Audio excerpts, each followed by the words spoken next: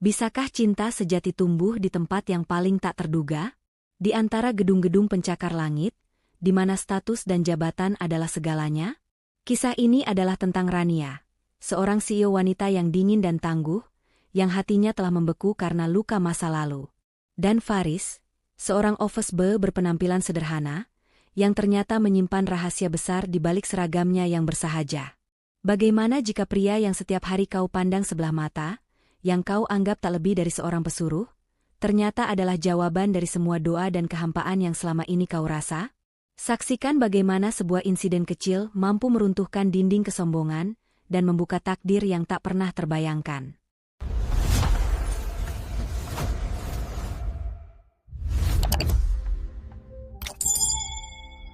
Selamat datang di Ken Arok Productions, tempat di mana setiap cerita memiliki jiwa. Sebelum kita larut lebih jauh dalam kisah ini, kami mengajak Anda untuk menekan tombol subscribe, nyalakan loncengnya, berikan like jika Anda siap, dan bagikan cerita ini agar lebih banyak hati yang tersentuh. Jangan lupa, absen dulu di kolom komentar, Anda sedang menonton dari kota mana? Senang sekali bisa menyapa saudara-saudari kami dari seluruh penjuru negeri, dari Sabang sampai Merauke. Dan satu hal lagi yang spesial di channel ini, kolom komentar kami adalah ruang untuk doa dan harapan. Tuliskanlah doa terbaik Anda di sana. Karena kami percaya, satu doa yang ditulis akan dibaca oleh ribuan pasang mata dan diaminkan oleh ribuan hati lainnya. Insya Allah, dengan kehendak Tuhan yang Maha Kuasa, semesta akan berkonspirasi untuk mewujudkan harapan-harapan baik kita semua. Baiklah, mari kita mulai kisahnya. Di jantung kota metropolitan yang tak pernah tidur, berdirilah sebuah menara kaca megah, markas besar PT Citra Media Raya. Sebuah perusahaan raksasa yang bergerak di bidang media dan periklanan, dibangun di atas keringat dan ambisi. Udara di lantai tertinggi gedung itu selalu terasa dingin, bukan hanya karena pendingin ruangan yang bekerja maksimal, tapi juga karena aura sang pemimpin, Rania.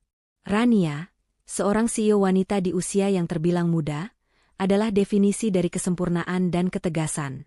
Tatapan matanya setajam elang, setiap langkahnya yang dibalut sepatu hak tinggi penuh perhitungan, dan setiap katanya adalah perintah mutlak yang tak bisa dibantah.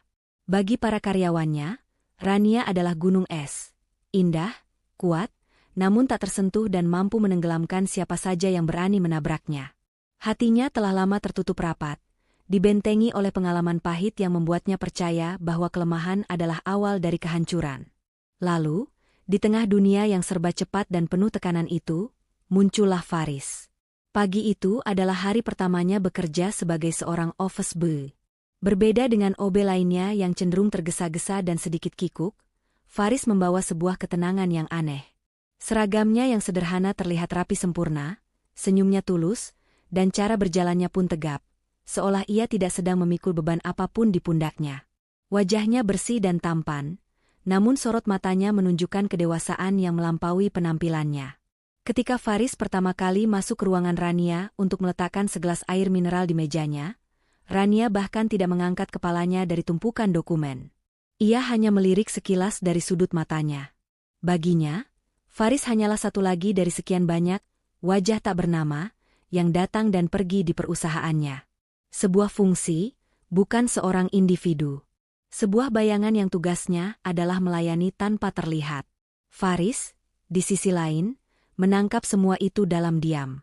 Ia melihat sosok wanita yang begitu kuat di singgasananya, namun ia juga merasakan ada kehampaan yang samar di balik tatapan mata yang tajam itu. Ia tak tersinggung dengan sikap dingin Rania. Ia hanya tersenyum tipis, meletakkan gelas dengan perlahan agar tak menimbulkan suara, lalu berbalik dan keluar dari ruangan itu dengan sopan, meninggalkan keheningan yang sama seperti saat ia masuk.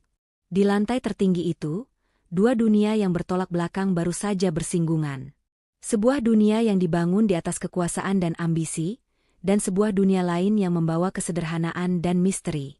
Tak seorang pun tahu bahwa perkenalan tanpa kata itu adalah percikan pertama yang akan menyulut sebuah takdir yang luar biasa. Hari-hari berganti menjadi minggu, dan kehadiran Faris mulai menjadi bagian dari ritme kerja di lantai eksekutif.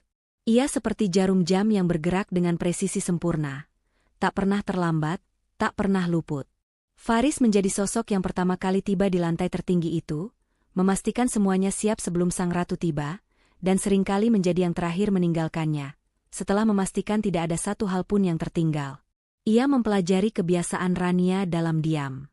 Ia tahu Rania menyukai kopinya hitam, tanpa gula, dengan suhu yang pas, tidak terlalu panas, tidak terlalu dingin. Ia tahu Rania sering melewatkan makan siang saat sedang sibuk, maka Faris akan berinisiatif meletakkan sebotol air mineral dan beberapa biskuit gandum di sudut meja, tanpa diminta. Tanaman hias di pojok ruangan Rania yang biasanya merana karena tak terurus, kini mulai menunjukkan tanda-tanda kehidupan. Daunnya tampak lebih hijau dan segar berkat sentuhan tangannya. Faris bergerak nyaris tanpa suara, seolah memahami bahwa ketenangan adalah barang mewah di dunia Rania yang penuh gejolak. Senyumnya tak pernah luntur, baik saat menyapa manajer senior maupun saat berpapasan dengan petugas kebersihan lainnya. Ia adalah angin sepau-sepau yang lembut di tengah badai korporasi yang ganas. Rania, dalam diamnya, tentu saja menyadari perubahan-perubahan kecil ini. Ia merasakan efisiensi yang dibawa Faris. Tidak ada lagi cangkir kopi yang dingin atau dokumen yang salah letak. Semuanya tertata dengan sempurna. Namun, alih-alih memberikan apresiasi, pikirannya yang telah terbiasa sinis justru menerjemahkan semua itu sebagai sebuah cara untuk mencari perhatian. Sebuah taktik murahan dari seorang pria yang mungkin terpesona oleh jabatan dan kekuasaannya. Semua sama saja. Batinnya getir, teringat pada pengkhianatan masa lalunya. Mereka mendekat karena apa yang aku miliki, bukan karena siapa diriku. Maka, ia semakin mempertegas jarak di antara mereka. Jika Faris menyapanya, "Selamat pagi, Bu Rania," ia hanya akan membalas dengan gumaman tak jelas tanpa menoleh. Pernah suatu kali Faris mencoba membukakan pintu lift untuknya, Rania justru berhenti dan menatapnya dengan dingin. "Saya punya tangan, saya bisa sendiri," ucapnya singkat dan tajam, sebelum melenggang masuk dan membiarkan pintu lift tertutup di depan wajah Faris. Namun, penolakan dan sikap dingin itu tak pernah sekalipun menggoyahkan Faris. Ia tidak pernah menunjukkan ekspresi terluka atau tersinggung. Ia hanya akan mengangguk kecil, seolah mengerti sebuah batasan yang tak terlihat. Ia melihat benteng tinggi yang dibangun Rania di sekeliling hatinya, dan alih-alih mencoba merobohkannya, ia justru menghormati dinding itu.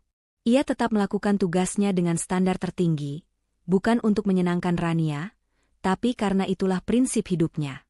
Baginya, setiap pekerjaan, sekecil apapun, adalah sebuah kehormatan yang harus dijalankan dengan sempurna. Maka, selama beberapa minggu, sebuah tarian aneh pun terjadi di puncak gedung itu. Tarian antara pelayanan yang tulus dan penolakan yang dingin. Faris adalah bayangan yang setia, sementara Rania adalah sang ratu yang tak ingin diganggu. Rania mengira ia telah berhasil menempatkan Faris di tempatnya, di sudut terjauh dari dunianya. Namun ia tidak sadar bahwa air yang tenang dan sabar, pada akhirnya memiliki kekuatan untuk mengikis batu yang paling keras sekalipun.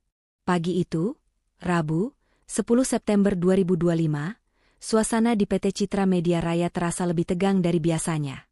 Sebuah proyek tender besar senilai triliunan rupiah sedang berada di tahap final.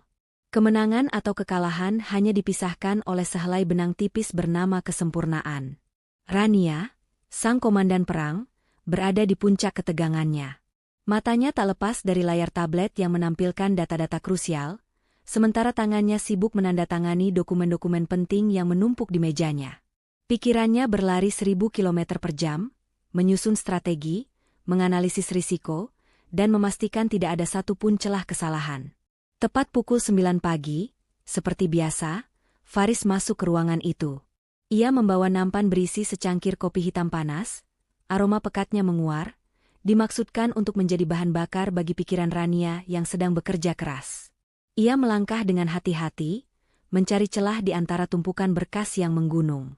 Saat Faris hendak meletakkan cangkir itu di satu-satunya ruang kosong di meja Rania, seorang manajer personalia tiba-tiba masuk ke ruangan dengan tergesa-gesa tanpa mengetuk. "Bu Rania, maaf, ada masalah mendesak di divisi produksi," serunya dengan napas terengah.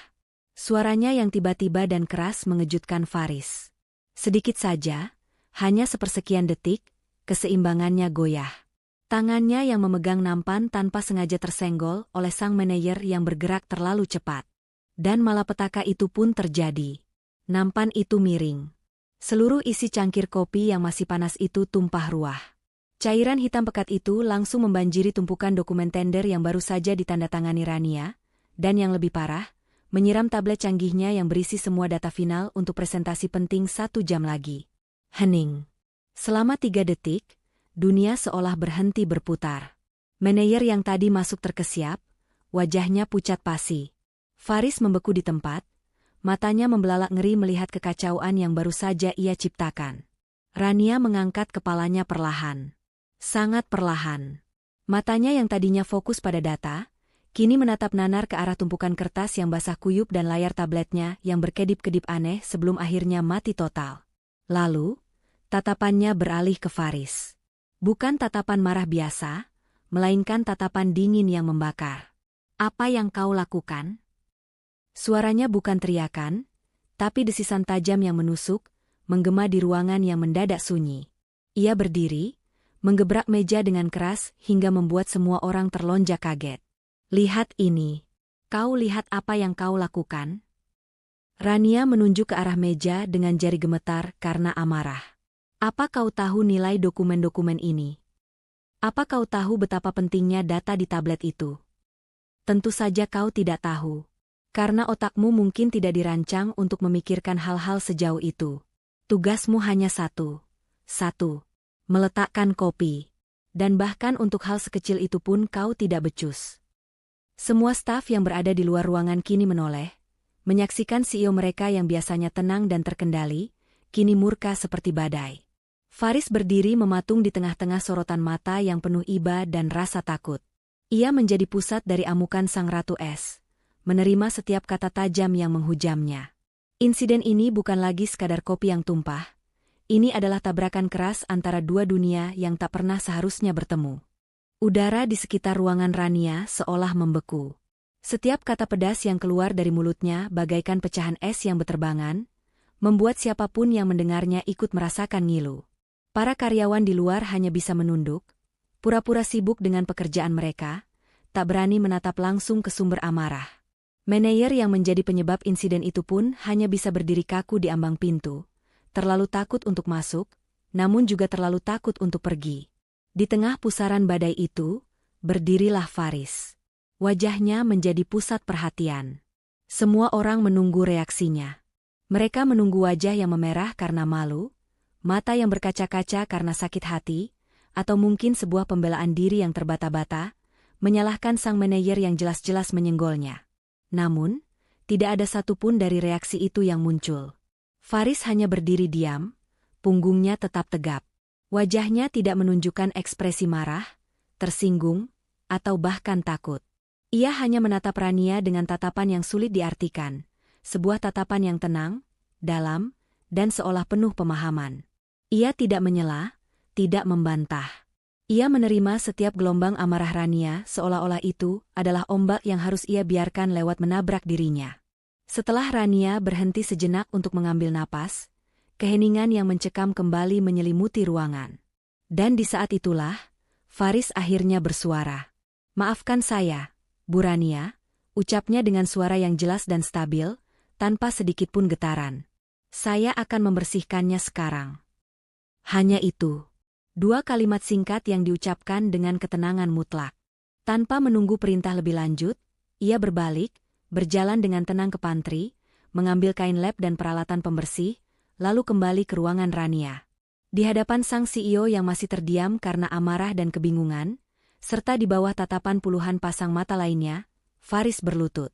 Ia mulai membersihkan lantai yang basah dan mengelap kaki meja yang berantakan dengan gerakan yang efisien dan tanpa ragu. Ketenangan Faris yang luar biasa ini justru menjadi tamparan tak terlihat bagi Rania. Amarahnya yang tadinya membara seolah kehilangan oksigen. Bagaimana mungkin orang ini tidak hancur setelah dihina sedemikian rupa di depan umum? Ia mengharapkan perlawanan, atau setidaknya air mata, tapi yang ia dapatkan hanyalah ketenangan yang solid seperti batu karang. Ini membuatnya semakin frustrasi, sekaligus bingung. Para karyawan yang mengintip pun saling berpandangan, takjub sekaligus heran. Siapa sebenarnya office boy baru ini? Terbuat dari apa hatinya hingga mampu setenang ini menghadapi murka sang Ratu Es? Faris menyelesaikan pekerjaannya dalam diam. Setelah semuanya bersih, ia berdiri tegak sekali lagi. "Permisi, Bu," ucapnya sopan, sebelum akhirnya melangkah keluar dari ruangan, meninggalkan Rania yang masih berdiri mematung, dengan sisa-sisa amarah yang kini bercampur dengan rasa aneh yang tak bisa ia jelaskan.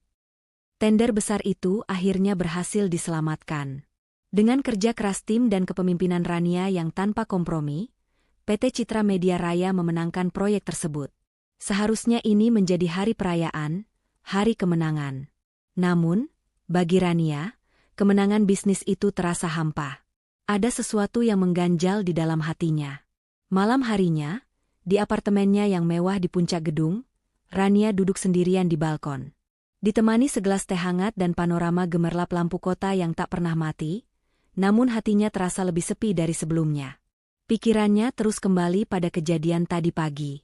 Bukan pada kopi yang tumpah atau data yang nyaris hilang, melainkan pada ketenangan Faris.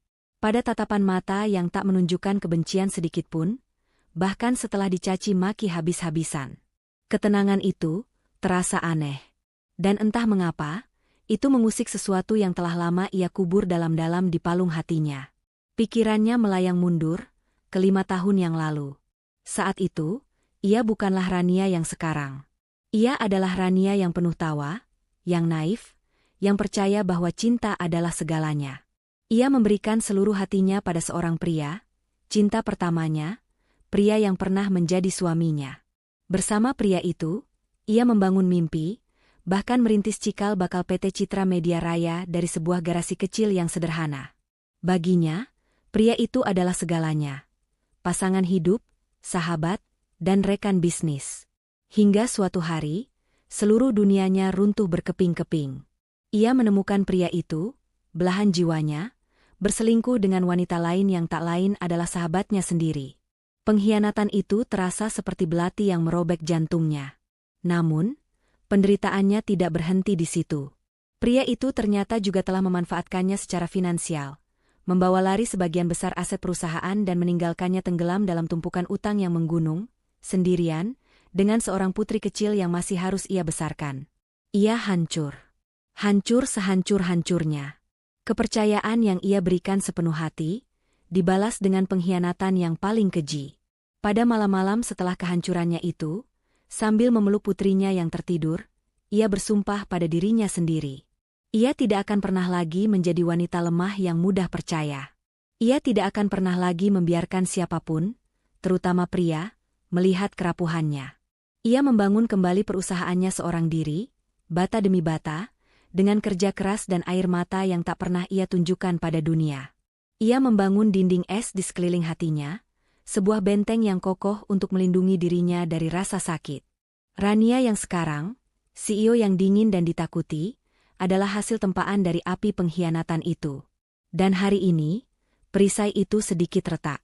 Bukan karena serangan, tapi karena ketenangan. Ketenangan seorang Faris yang menerima semua amarahnya tanpa balas membenci. Rania menghela napas panjang, menatap kosong ke arah kota. Untuk pertama kalinya setelah bertahun-tahun, ia merasa bingung. Ia tahu cara melawan kebencian, tapi ia tidak tahu cara menghadapi ketulusan. Dan itu, entah kenapa, membuatnya merasa lebih takut daripada apapun. Keesokan paginya, matahari kembali terbit, memaksa roda kehidupan untuk kembali berputar seolah tak ada badai yang terjadi kemarin. Suasana di lantai eksekutif terasa sedikit canggung. Para karyawan saling berbisik, bertanya-tanya apa yang akan terjadi selanjutnya. Apakah office boy baru itu akan dipecat? Ataukah ia akan mengundurkan diri setelah dihina sedemikian rupa? Rania melangkah masuk ke dalam lobi dengan aura dingin yang lebih pekat dari biasanya. Wajahnya kembali menjadi topeng tanpa emosi. Semalam ia memang sempat goyah, sempat merenung dan membuka luka lama. Namun, pagi ini, setelah semalaman berperang dengan pikirannya sendiri, ia telah berhasil meyakinkan dirinya, membangun kembali bentengnya yang sempat retak. Ia menemukan sebuah penjelasan yang masuk akal bagi benaknya yang sinis. Ketenangan Faris kemarin bukanlah sebuah kekuatan, melainkan sebuah kelemahan. Dia hanya takut, pikirnya sambil menekan tombol lift menuju ruangannya. Dia takut kehilangan pekerjaan. Sikap tenangnya itu bukan pemahaman, tapi kepasrahan seorang pengecut. Pria yang bahkan tidak punya harga diri untuk membela dirinya sendiri setelah diinjak-injak. Saat pintu lift terbuka, Rania langsung berhadapan dengan Faris yang sedang meletakkan koran pagi di meja resepsionis. Untuk sesaat, pandangan mereka bertemu. Faris, seperti tidak terjadi apa-apa, tersenyum tipis dan mengangguk sopan. "Selamat pagi, Bu Rania." Rania hanya menatapnya tajam, dari atas ke bawah, mencari-cari jejak dendam atau ketakutan di matanya. Namun yang ia temukan tetaplah ketenangan yang sama, yang kini terasa begitu menjengkelkan baginya. Hal ini membuatnya semakin yakin dengan teorinya. Lihat, dia bahkan tidak berani menunjukkan rasa benci. "Cengeng," desisnya dalam hati. Tanpa membalas sapaannya, Rania berjalan melewatinya begitu saja, seolah Faris hanyalah udara kosong. Sepanjang hari itu, Rania sengaja mengamati Faris dari jauh melalui kamera CCTV di ruangannya. Ia melihatnya bekerja, menyapa karyawan lain, dan melakukan tugasnya dengan efisien. Namun, semua itu kini terlihat berbeda di mata Rania. Senyumnya ia artikan sebagai kepalsuan untuk mencari muka. Keramahannya ia anggap sebagai cara menjilat. Dan ketenangannya ia labeli sebagai bukti ketiadaan tulang punggung. Baginya, Faris kini sudah terdefinisi, seorang pria lemah yang akan melakukan apa saja untuk mempertahankan pekerjaannya. Ia tidak berbahaya, tapi juga sama sekali tidak berharga. Ia hanyalah pelengkap di perusahaan ini, sebuah roda gigi kecil yang bisa diganti kapan saja tanpa akan ada yang menyadarinya. Dengan kesimpulan itu, Rania merasa kembali memegang kendali. Ia berhasil memasukkan Faris ke dalam sebuah kotak, memberinya label, dan menyingkirkannya dari benaknya yang rumit. Ia kembali menjadi sang ratu es yang tak tergoyahkan, yang percaya bahwa dunia di sekelilingnya memang hanya diisi oleh orang-orang yang lemah dan penuh kepura-puraan. Ia belum sadar betapa besar ia telah salah menilai. Waktu terus berjalan, dan persepsi Rania terhadap Faris tetap tak berubah, dingin dan meremehkan. Faris tetaplah sang bayangan tak terlihat di matanya. Hingga suatu sore, beberapa minggu setelah insiden kopi tumpah, takdir mulai menulis babak barunya dengan tinta yang tak pernah diduga oleh siapapun. Langit di luar jendela kaca raksasa mulai berubah warna menjadi jingga. Sebagian besar karyawan telah bergegas pulang, meninggalkan keheningan di lantai eksekutif. Hanya Rania yang masih terjebak dalam rapat dewan direksi yang alot dan tak kunjung usai, membahas strategi kuartal berikutnya. Di sudut sofa lobi yang empuk, duduk seorang gadis kecil berusia sekitar 6 tahun. Namanya Kirana, putri semata wayang Rania. Dengan gaun kecil berwarna biru dan rambut yang dikuncir dua, ia memeluk sebuah boneka beruang dengan erat. Wajahnya yang mungil tampak murung, sesekali ia melirik ke arah pintu ruangan ibunya dengan tatapan penuh harap. Seperti biasa, supir sudah menunggunya di bawah, tapi Kirana bersikeras ingin menunggu ibunya selesai bekerja, berharap bisa pulang bersama. Faris, yang sedang melakukan tugas terakhirnya membereskan pantry dan mengumpulkan cangkir-cangkir kotor, melewati lobi itu dan menyadari kehadiran sosok kecil yang sendirian. Awalnya ia ragu untuk mendekat, tak ingin dianggap lancang atau melanggar batasan. Namun, ketika ia melihat Kirana mulai mengusap matanya yang basah, sesuatu dalam dirinya tergerak. Dengan langkah perlahan, ia menghampiri gadis kecil itu dan berlutut agar posisi mata mereka sejajar. "Halo, adik manis," sapanya dengan suara yang lembut dan hangat. "Kenapa sendirian di sini? Mama masih kerja, ya?" Kirana sedikit terkejut, namun melihat senyum tulus di wajah Faris, ia tidak merasa takut. Ia hanya mengangguk pelan. "Mama lagi meeting," jawabnya dengan suara lirih. Faris melihat jam di dinding. Sudah lewat jam 6 sore. "Sudah makan?" tanyanya lagi. Kirana menggeleng. "Lapar?" tanyanya lagi, dan kali ini Kirana mengangguk malu-malu. Tanpa pikir panjang, Faris tersenyum. "Tunggu sebentar ya." Ia bergegas ke pantry, lalu kembali dengan membawa segelas susu hangat dan sebungkus roti sobek coklat yang sebenarnya ia beli tadi siang untuk bekalnya sendiri. "Ini, buat kamu. Dimakan ya, biar perutnya nggak kosong nungguin mama." Sambil menemani Kirana makan, Faris mendengarkan celotehnya. Dengan mulut penuh roti, Kirana bercerita tentang sekolahnya, tentang teman-temannya, dan tentang boneka beruangnya yang bernama Choco. Faris mendengarkan dengan penuh perhatian, sesekali tertawa kecil dan menanggapi ceritanya dengan antusias. Bagi Kirana, yang seringkali merasa kesepian, perhatian tulus dari orang dewasa adalah sesuatu yang langka. Ia merasa nyaman dan aman di dekat Om baik ini. Di sudut lobi yang mulai temaram itu, sebuah persahabatan kecil yang murni mulai terjalin. Persahabatan antara seorang pria yang dianggap lemah oleh ibunya, dengan seorang anak kecil yang merindukan kehangatan. Rania, yang masih sibuk berdebat di dalam ruang rapat, sama sekali tidak menyadari bahwa di luar sana, kunci untuk membuka hatinya yang beku, kini sedang dipegang oleh putrinya sendiri. Keceriaan kecil antara Faris dan Kirana terus berlanjut hingga hampir 1 jam lamanya. Di dalam ruang rapat, Rania akhirnya bisa menghela napas lega. Rapat selesai, kesepakatan tercapai. Namun, saat ia melangkah keluar dari ruangannya dengan wajah lelah, ia disambut oleh 2 hal. Pemandangan putrinya yang tertawa riang sambil menyuapkan potongan roti terakhirnya pada Faris, dan suara gemuruh di luar jendela. Langit yang tadi jingga kini telah berubah menjadi gelap, dan hujan deras tiba-tiba turun dengan lebatnya. Untuk sesaat, Rania terpaku. Ia melihat seulas senyum di wajah Kirana, senyum lepas tanpa beban yang sudah sangat lama tidak ia saksikan. Dan senyum itu ditujukan untuk Faris, Ofesbe yang ia anggap cengeng dan tak berharga. Ada perasaan aneh yang menjalari hatinya. Campuran antara kelegaan melihat putrinya tidak sendirian, dan rasa jengkel yang tak beralasan. Kirana, panggilnya, suaranya kembali datar dan dingin, memecah kehangatan di antara mereka. Kirana dan Faris menoleh serempak. Ayo pulang, katanya lagi sambil meraih tasnya. Ia kemudian menelepon supirnya.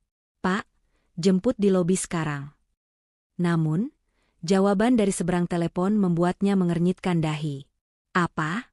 Mogok? Kenapa bisa di saat seperti ini? Rania menutup telepon dengan kesal. Hujan turun begitu deras, memesan taksi online pun akan memakan waktu sangat lama. Melihat kegelisahan Rania dan wajah Kirana yang mulai terlihat lelah, Faris yang sejak tadi hanya diam, memberanikan diri untuk bersuara. Bu Rania, maaf, ucapnya sopan. Apartemen ibu tidak terlalu jauh dari sini, kan? Jika berkenan, saya bisa mengantar ibu dan Kirana berjalan kaki. Saya membawa payung besar. Rania menatap Faris dengan ragu. Gengsinya terlalu tinggi untuk menerima bantuan dari seorang OB. Namun, melihat wajah putrinya yang sudah menguap, ia tak punya banyak pilihan lain. Baiklah, jawabnya singkat. Maka, berjalanlah mereka bertiga menembus hujan. Faris memegang sebuah payung hitam yang lebar, memayungi Rania dan Kirana dengan sempurna, bahkan jika itu berarti bahu kirinya sendiri basah kuyup oleh air hujan. Di bawah payung itu, Kirana yang berada di tengah, sama sekali tidak merasa takut dengan suara petir. Ia justru tertawa-tawa kecil saat melihat sepatunya memercikan air genangan. Lihat mama, aku membuat ombak, serunya riang. Faris tersenyum hangat melihat tingkahnya. Hati-hati, nanti kapalnya tenggelam, Kapten Kirana, balasnya, ikut dalam permainan imajinasi gadis kecil itu. Rania tidak ikut bermain. Ia hanya diam, berjalan di sisi mereka dengan perasaan campur aduk. Namun, ia mendengar semuanya. Ia mendengar tawa renyah putrinya, tawa yang sudah sangat jarang ia dengar. Tawa itu terdengar begitu hidup, begitu nyata, dan entah kenapa, itu membuat hatinya terasa sedikit hangat di tengah dinginnya malam. Di bawah temaram lampu jalanan, Rania menatap punggung Faris yang tegap. Dinding es di hatinya mungkin belum runtuh. Tapi malam itu, untuk pertama kalinya, ia merasakan sebuah retakan kecil yang baru. Perjalanan singkat di bawah guyuran hujan itu, akhirnya berakhir ketika mereka tiba di lobi apartemen Rania yang megah dan hangat. Faris melipat payungnya yang basah, meneteskan air ke lantai marmer yang mengkilap, menciptakan suara-suara kecil di tengah keheningan.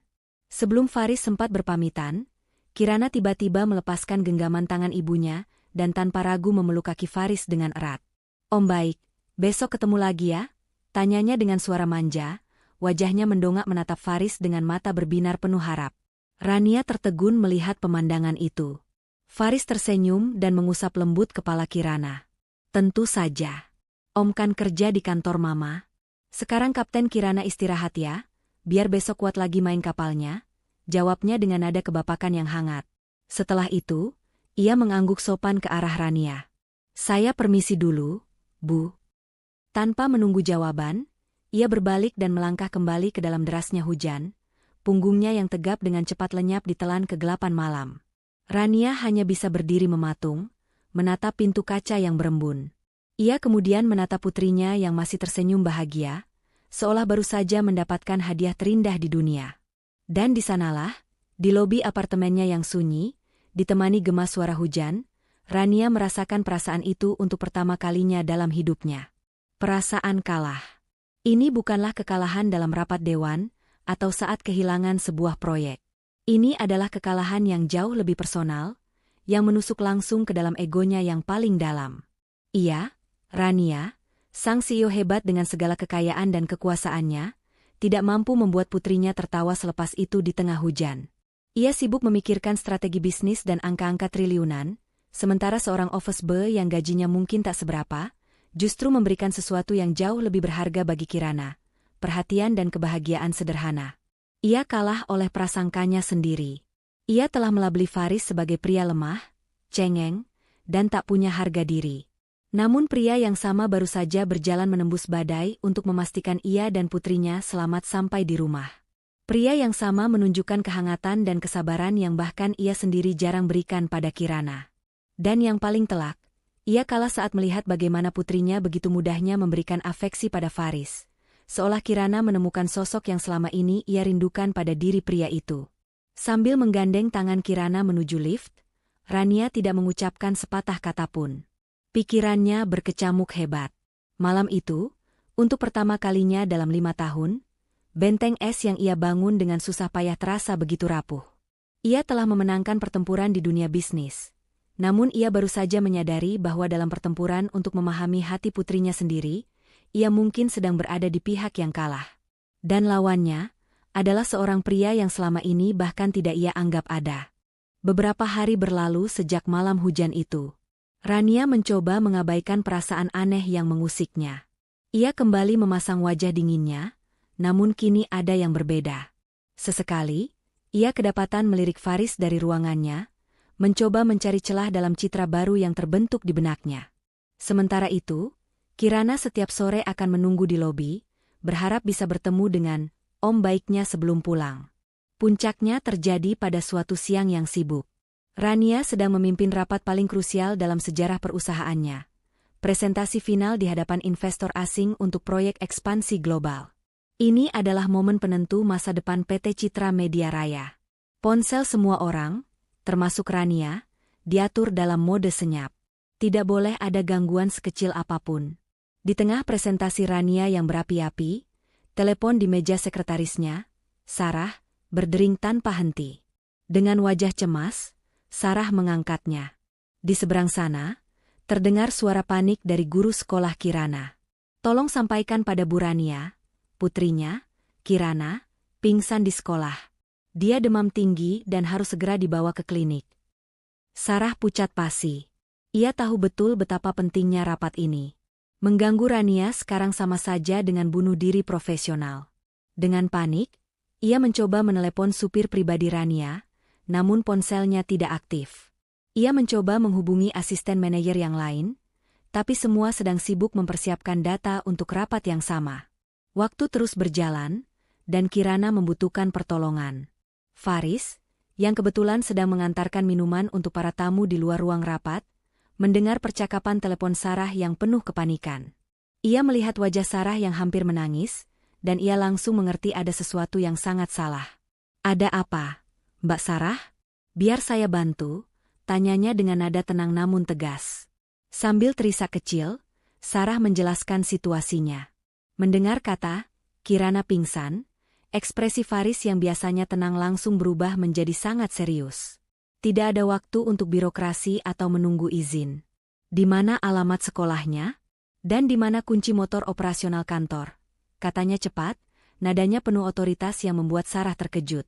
Sarah, yang sudah putus asa, tak sempat lagi berpikir tentang status Faris sebagai OB. Ia hanya melihat seorang pria dewasa yang menawarkan solusi di saat genting. Ia segera menuliskan alamat di secari kertas dan menyerahkan kunci motor yang tergantung di papan. Beberapa detik kemudian, Para karyawan di lobi melihat pemandangan yang tak akan pernah mereka lupakan. Faris, sang office boy yang pendiam, berlari kencang melewati lobi, menuruni eskalator darurat untuk menghemat waktu, dan menghilang di balik pintu utama. Dengan seragam OB-nya yang sedikit lusuh, ia menyalakan motor bebek operasional kantor, dan tanpa ragu melesat menembus padatnya lalu lintas kota yang kejam. Misinya hanya satu, menjemput seorang gadis kecil yang beberapa hari lalu tertawa riang di bawah payungnya. Saat itu, ia bukan lagi seorang pesuruh. Ia adalah seorang ksatria yang sedang berpacu dengan waktu. Dengan keahlian yang tak terduga, Faris berhasil membelah kemacetan kota yang ganas. Ia tiba di gerbang sekolah dasar Kirana dengan napas terengah dan keringat membasahi pelipisnya. Tanpa membuang waktu, ia langsung berlari ke ruang guru. "Saya dari kantor Burania, datang untuk menjemput Kirana," katanya tegas. Para guru yang melihat penampilannya sebagai OB sempat ragu. Namun melihat sorot matanya yang serius dan penuh kekhawatiran, mereka segera mengantarnya ke ruang UKS. Di atas ranjang kecil, terbaring Kirana. Wajahnya pucat, matanya terpejam, dan bibirnya sedikit gemetar. Kain kompres menempel di dahinya. Melihat kondisi Kirana, hati Faris terasa seperti diremas. Ia mendekat dan berlutut di samping ranjang. Dengan punggung tangannya, ia menyentuh pipi Kirana yang terasa panas karena demam. "Kirana, Om di sini," bisiknya pelan, suaranya bergetar menahan cemas. Mendengar suara yang familiar itu, Kirana perlahan membuka matanya. Matanya yang sayu dan berkaca-kaca langsung mengenali wajah Faris. "Om baik," lirihnya.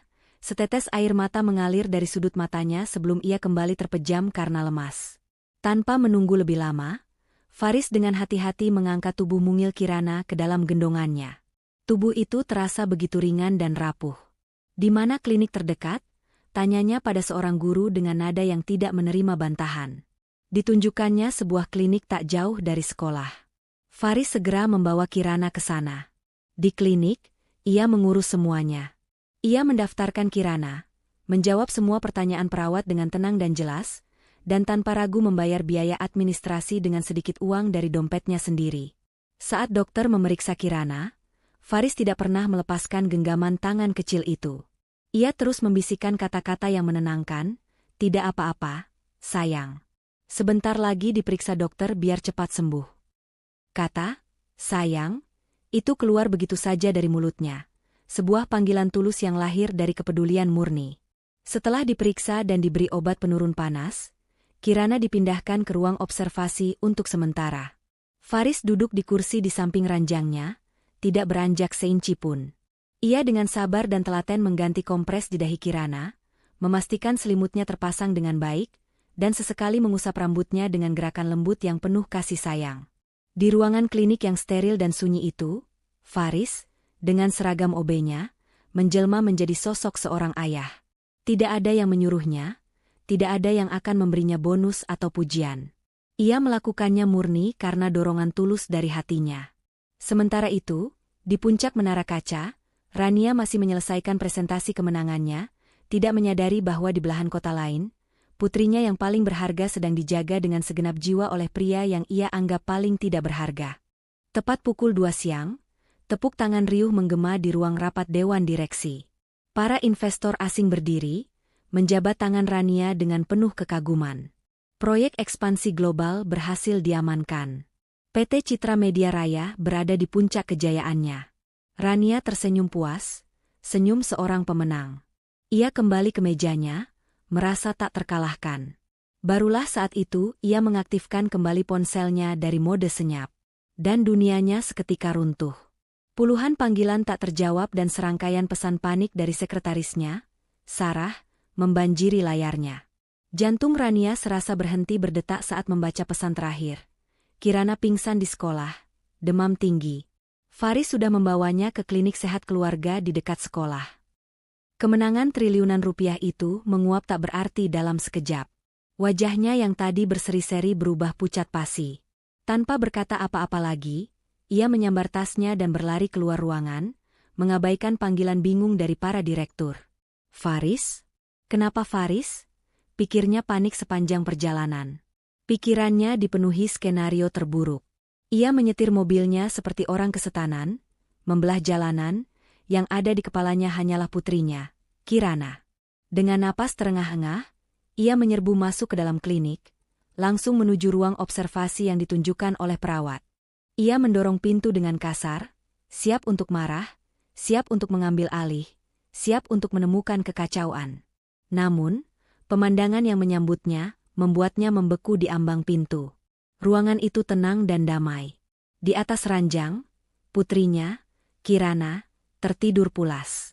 Napasnya teratur, wajahnya tidak lagi sepucat yang ia bayangkan, bahkan ada seulas senyum tipis di bibirnya yang mungil seolah sedang bermimpi indah. Dan di samping ranjang, di sebuah kursi kecil yang tidak nyaman, tertidur Faris. Kepalanya terkulai ke samping, bersandar di tepi ranjang, hanya beberapa senti dari tangan Kirana. Tangannya yang besar masih menggenggam erat jemari mungil putrinya, seolah tak ingin melepaskannya bahkan dalam tidur.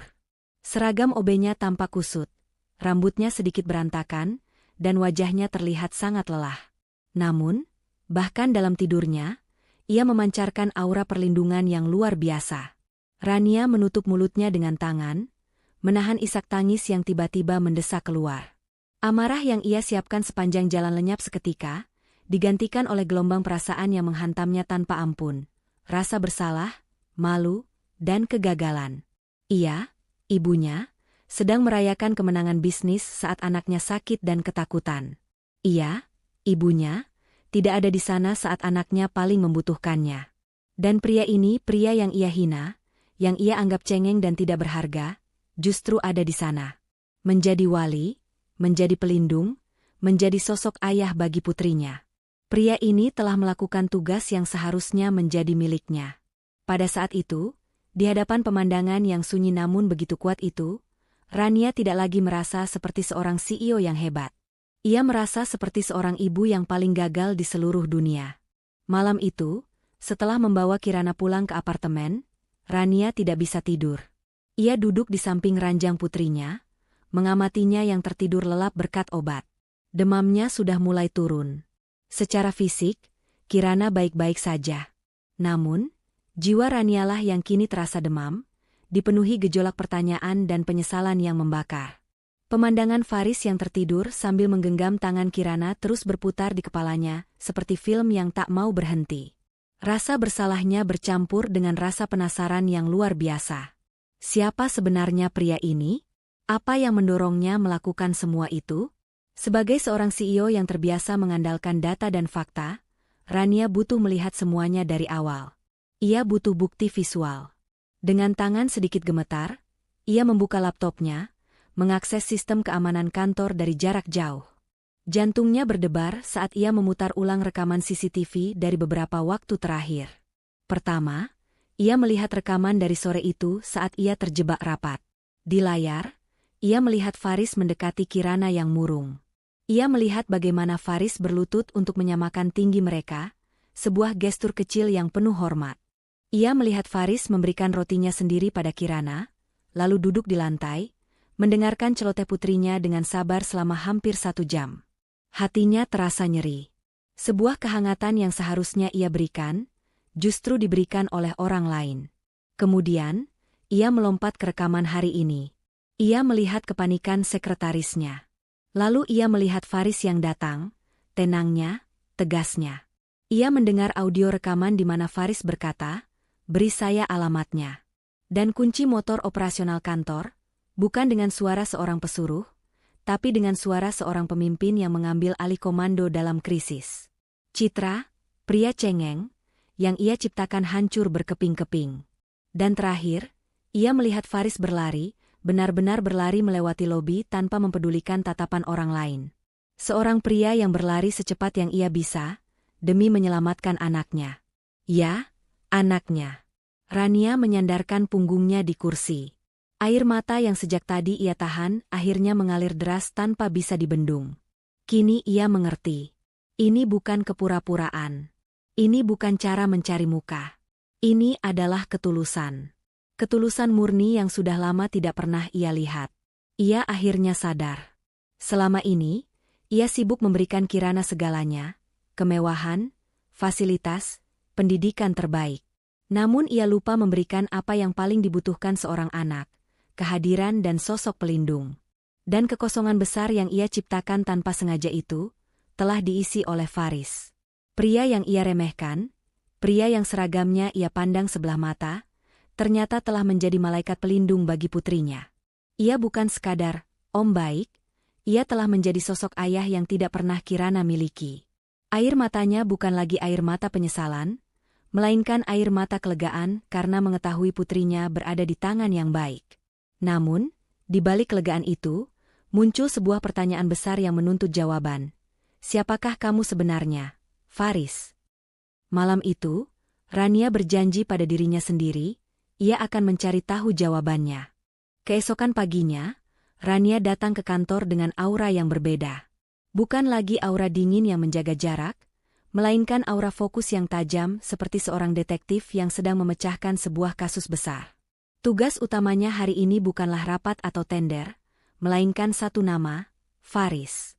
Langkah pertamanya adalah menuju Departemen HRD. Dengan otoritasnya sebagai CEO, ia meminta berkas lamaran dan data diri Faris. Saya hanya ingin melakukan pemeriksaan latar belakang rutin, ujarnya, mencoba menutupi rasa penasarannya yang membuncah. Di dalam map berwarna biru itu, datanya terlihat sangat biasa. Lulusan SMA, beberapa pengalaman kerja serabutan, alamat di sebuah daerah pinggiran kota. Tidak ada yang istimewa. Rania mengerutkan kening. Ini tidak mungkin. Pria dengan ketenangan, kecerdasan emosional, dan inisiatif seperti Faris tidak mungkin hanya berlatar belakang seperti ini. Hatinya yakin, data ini palsu. Merasa ada yang disembunyikan, Rania memutuskan untuk menggunakan jaringannya. Ia mengambil ponselnya dan menghubungi seorang teman lama, seorang headhunter profesional yang memiliki kemampuan untuk melacak jejak karir siapapun di negeri ini. Bagas, aku butuh bantuanmu, kata Rania langsung ke intinya. Tolong cari tahu semua yang kau bisa tentang seseorang bernama Faris Ramadan. Aku hanya punya nama dan fotonya dari data karyawan. Penantian selama beberapa jam terasa seperti seumur hidup bagi Rania. Akhirnya, ponselnya berdering. Nama Bagas muncul di layar. Rania, kau yakin ini orangnya? Tanya Bagas dari seberang telepon, suaranya terdengar sangat heran. Tentu saja. Ada apa? Jawab Rania tak sabar.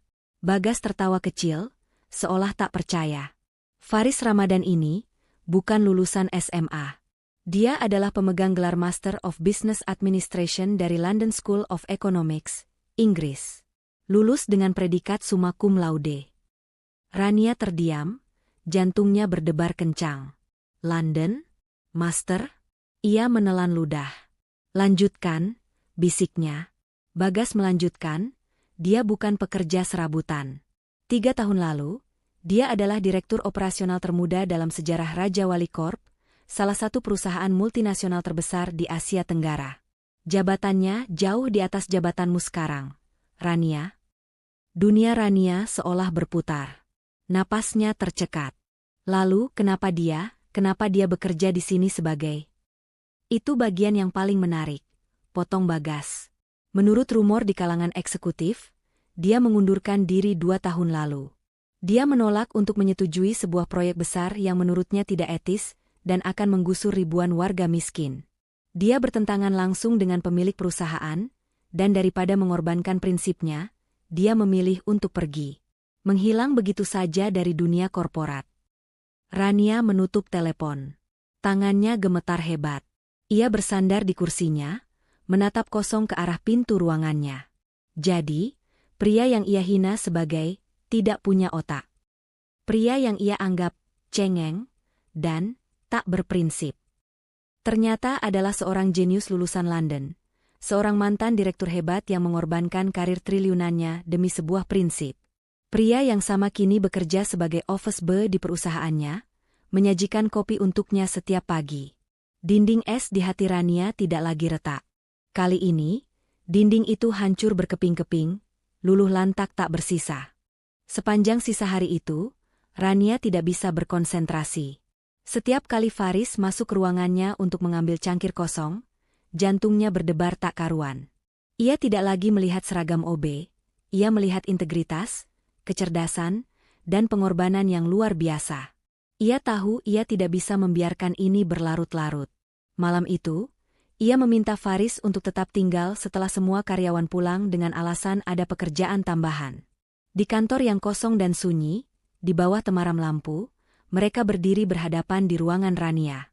"Faris, Rania memulai, suaranya sedikit bergetar, "saya sudah tahu semuanya."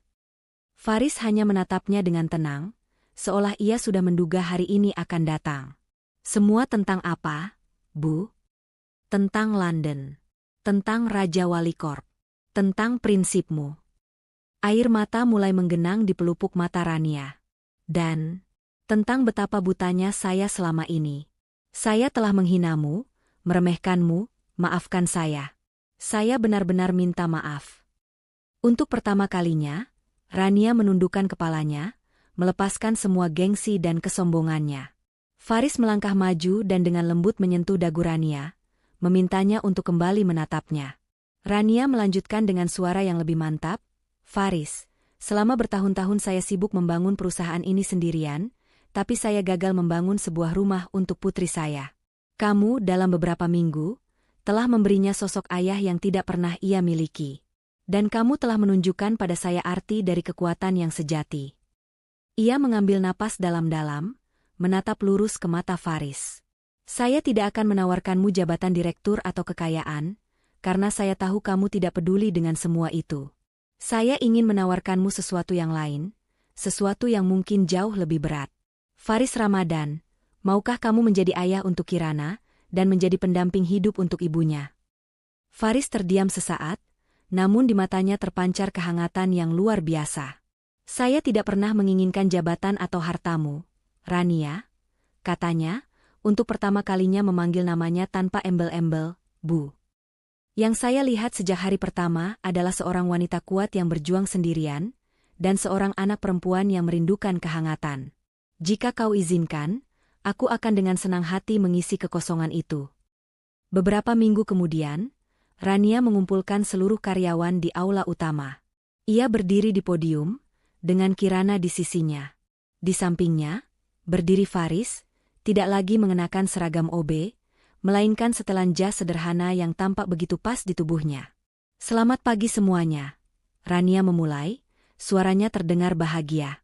"Hari ini, saya tidak berbicara sebagai CEO kalian, tapi sebagai seorang ibu.